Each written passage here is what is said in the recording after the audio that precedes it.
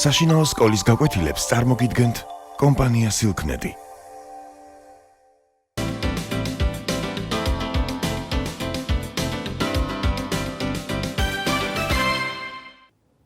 მოგესალმებით. ჩვენ ვისაუბრებთ ერთ ეპიზოდზე ილია ჭავჭავაძის მოთხრობა გლახის ნაამბობიდან. ამ ეპიზოდში მოთხრობილია თუ როგორ ასწავლის მოძღვარი მღვდელი ხალხს, როგორ უხსნის წიგნის მნიშვნელობას, ესე იგი, როგორ უხსნის თუ როგორი აუცილებელია, რომ ადამიანმა იცოდეს წერა-კითხვა, რომ მან შეძლოს წიგნების წაკითხვა. საერთოდ, როდესაც ილია ჭავჭავაძე გამოვიდა საზოგადოებრივ ასპარეზზე მე-19 საუკუნეში, თავის მეგობრებთან ერთად, მან დაისახა მიზნად უპირველეს ყოვლისა ქართველი ერის განათლება. ეს იყო ძალიან მნიშვნელოვანი, იმიტომ რომ ახალ დროში უკვე ბრძოლა წარმოებდა არა იარაღების მეშვეობით, არამედ სწორედ ცოდნის მეშვეობით და ყოველი ერის განვითარებისთვის აუცილებელი იყო, რომ ამ ერს ყოლოდა ბევრი განათლებული ადამიანი. ამიტომაც ილია ჭავჭავაძემ თავის მოაზრეებთან ერთად ჩამოაყალიბა, ასე ვთქვათ, სამომავლო გეგმა და დაიწყო განხორციელება იმისა, რომ ერი განათლებულიყო. წერა-კითხვის გამავრცელებელი საზოგადოება შეიქმნა სკოლები და ერთი სიტყვით ძალიან ბევრი და მნიშვნელოვანი საქმე გაკეთდა ამ თვალსაზრისით. წიგნი ადამიანს გონებას უხსნის, ანალიზს აჩვევს, დაკვირვების უნარს უვითარებს. წიგნი არის ვრცელი სამყარო, რომელში შესვლაც კითხველს აზიარებს სრულიად უცნობ მხარეებს, ასე ვთქვათ, სამყაროსას და გონებას უხსნის იმისათვის, რომ მან უკეთესად მოაწყოს თავისი ცხოვრება. ერთი სიტყვით გავიხსენოთ ახლა ზედმიწევნით ეს ეპიზოდი. ძალიან მნიშვნელოვანია, რომ მღვდელი ამ ეპიზოდში წარმოჩნდება როგორც ერის მოძღვარი, როგორც ერის სულიერი წინამძღოლი და მართლაც ასე უნდა იყოს. ქვეყნისთვის ძალიან მნიშვნელოვანია თუ როგორი სასულიერო პირები ყავს, როგორი ზნეობრივი მაგალითის მიმცემნი არიან ისინი ქვეყნისათვის და მღვდელი ამ ეპიზოდში სწორედ ასეთია. მე მინდა გაგახსენოთ, რომ ჩვენ მხოლოდ ერთ ეპიზოდს განვიხილავთ, მაგრამ რა თქმა უნდა ეს ეპიზოდი ნაწილი არის მოთხრობისა, როგორც გითხარით, გლახის ნაამბობი რომ ქვია. ამიტომ რა თქმა უნდა სასურველია თუ თელ მოთხრობასაც გავეცნობით. ამ ეპიზოდს გვიყვება ერთ-ერთი მთავარი პერსონაჟი ამ მოთხრობისა, გაბრიელი. ის არის ბედისაგან დაჩაგრული ადამიანი, პატოყმობის გამო გათელილი, ნაყაჩაღარი, მაგრამ მისთვის ძალიან მნიშვნელოვანი იყო, რომ ცხოვრების გზაზე შეხვდა ამ შესანიშნავ მღვდელს და მისგან ძალიან ბევრი რამე ისწავლა. უპირველეს ყოვლისა ისწავლა წერა-კითხვა და სწორედ ამგვარად ეზიარა ახალ სოდნას, ასე ვთქვათ, და უპირველეს ყოვლისა მან შეძლო რომ წაეკითხა და ესწავლა ვეფხისტყაოსანი. ეს არის მნიშვნელოვანი ძალიან, იმიტომ რომ ვეფხისტყაოსანი იგივე ცხოვრებაა, პოეტურად გარდათქმული ცხოვრება და საუკუნეების განმავლობაში ვეფხისტყაოსანი იყო ქართველი ხალხის ფარი ერთგვარი, რომელიც ეხმარებოდა მას გადარჩენაში. ერთი სიტყვით ამ ეპიზოდში დახატულია, რომ ღვთისმსახურების შემდეგ მღვდელი გამოდის ეზოში. ამას გვიყვება გაბრიელი. ესე იგი, მისი ამ პერსონაჟის თვალით არის დანახული ყოველივე. და რა თქმა უნდა, ჩანს, რომ მას ძალიან უყვარს მღვდელი, როგორც გითხარით, მან მნიშვნელოვანი გავლენა მოახდინა მის ცხოვრებაზე, მისი სულის ჩამოყალიბებაზე. ხალხი ბუზივით ირეოდა მის გარშემო, წერია მოთხრობაში. საერთოდ თვითონ ილია ჭავჭავაძეც არაჩვეულებრივი მთხრობელია. ეს რას ნიშნავს?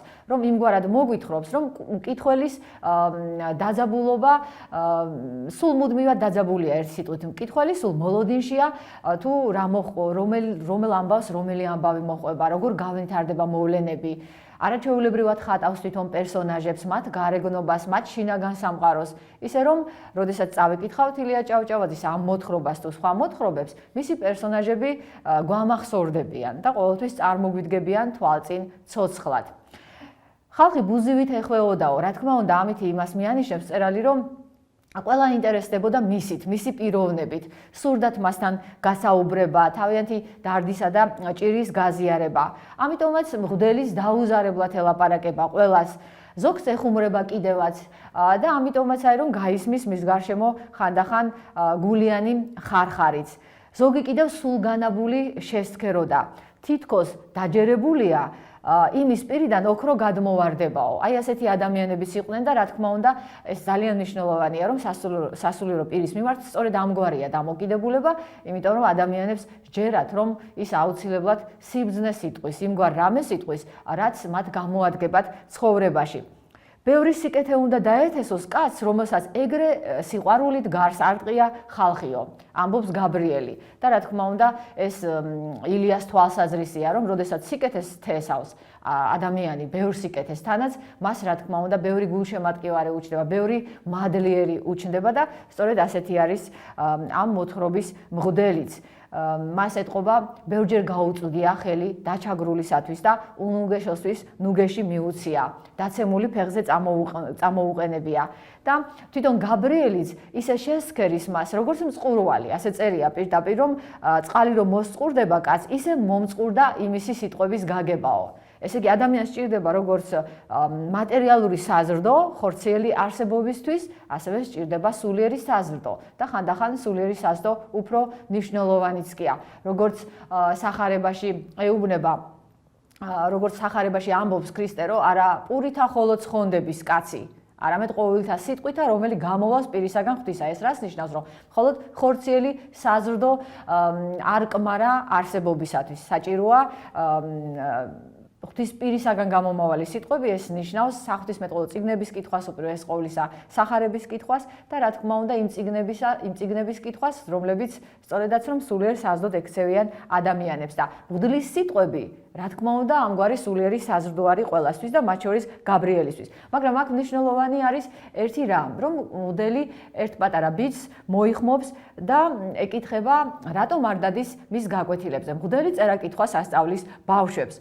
ბავშვმა თავი ჩაღუნა, პასუხი ვერ გასცა და შემდეგ ხმა მოიღო და უთხრა, რომ მამამისი უკრძალავდა.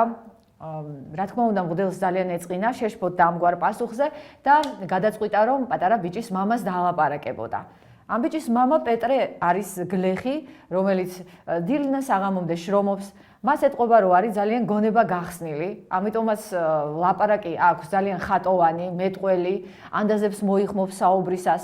საერთოდ ილია ჭავჭავაძე მიცოდა, რა თქმა უნდა, რომ ქართველი ხალხი იყო გონიერი, რადგან სწორედ ამ ქართველმა ხალხმა დაიზეპირა უპირველეს ყოვლისა ვეფხისტყაოსანი და თაობიდან თაობას გადაეცემოდა.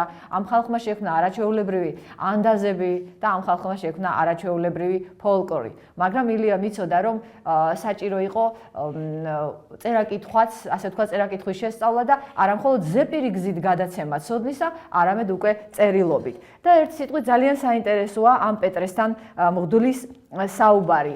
პეტრე ცდილობს, რომ აუხსნას თუ რატომ უკრძალავს თავის შვილს სწავლა-განათლებას.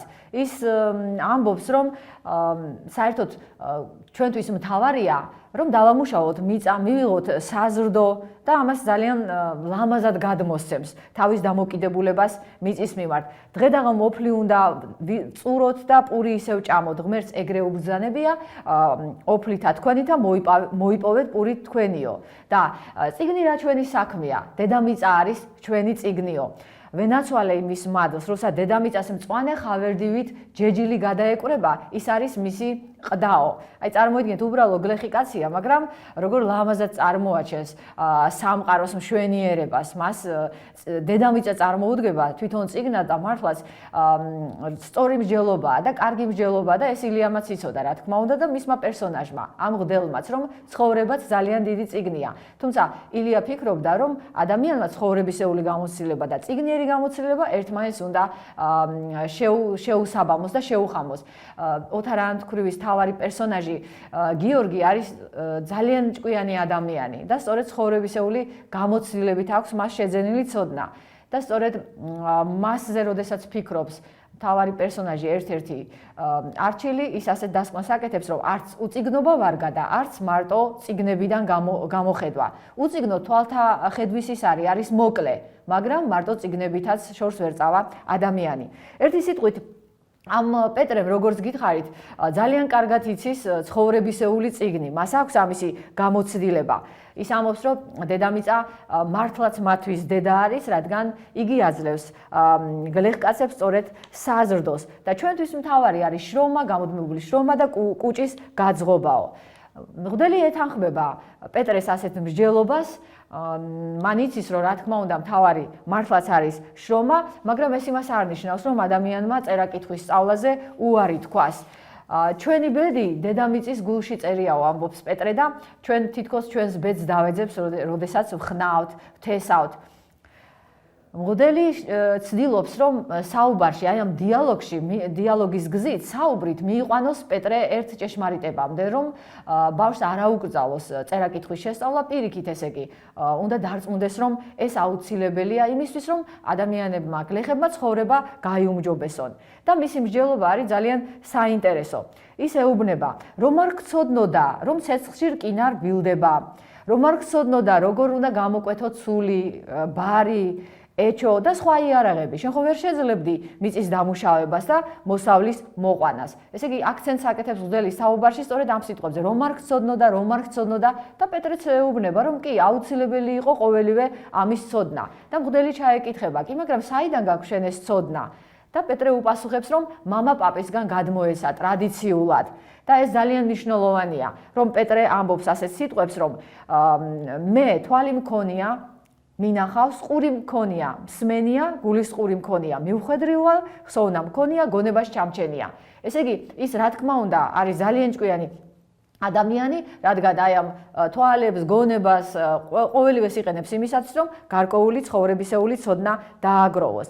თუმცა მოძღვარი ასეთ რამეს ეუბნება, შენ რომ სხვა ადამიანების გამოცდილებაც გცოდნოდა, განაუკეთესი არ იქნებოდა შენთვის და შენნაირებისთვისო, პეტრე რა თქმა უნდა ეთანხმება, მაგრამ მას ვერ წარმოუდგენია, როგორ შეიძლება რომ სხვების გამოცდილება მან იცოდეს.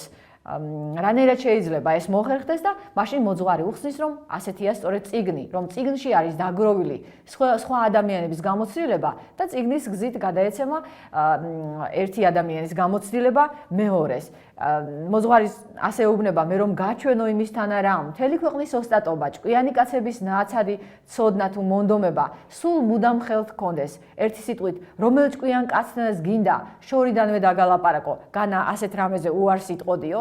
ამგვარი რამ პეტრეს თავდაპირველად მისნობა გონია, ჯადოქრობა გონია, შეუძლებელი გონია, რომ ამგვარი რამე არსებობდეს, მაგრამ მოძღვარი დაუმტკიცებს, რომ სწორედ ეს არის წიგნი და სწორედ წიგნს შეუძლია ამგვარი რამ, რომ შორეულ ქვეყნებში მცხოვრები ადამიანების გამოცდილებაც კი გადასცეს, ესე იგი, პეტრეს.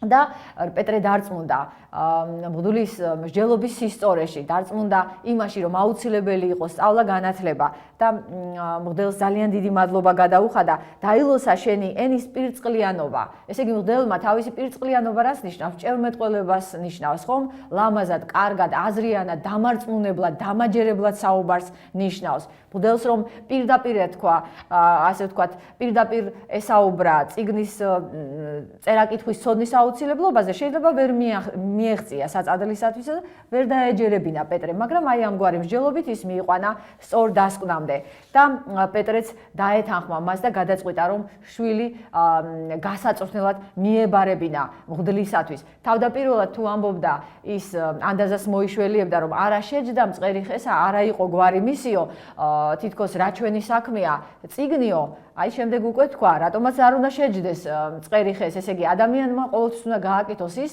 რაც მისთვის იქნება სარგო, მისი სულისთვის, გონებისთვის, მისი ცხოვრებისთვის. ამიტომაც გამოხატა თავისი მოწიწება, თავისი თაყვანისება მღვდლის მიმართ იმით, რომ გადაწყვიტა, რომ ხელზე მთხვეოდა, თუმცა მღვდელმა არ აკოცნინა ხელზე, დალოცა მისი შვილიც და გადაწყვიტა, რა თქმა უნდა, პეტრემ, რომ მის შვილს ესწავლა და შეემეცნებინა სამყარო და ცხოვრება ამ გზითაც.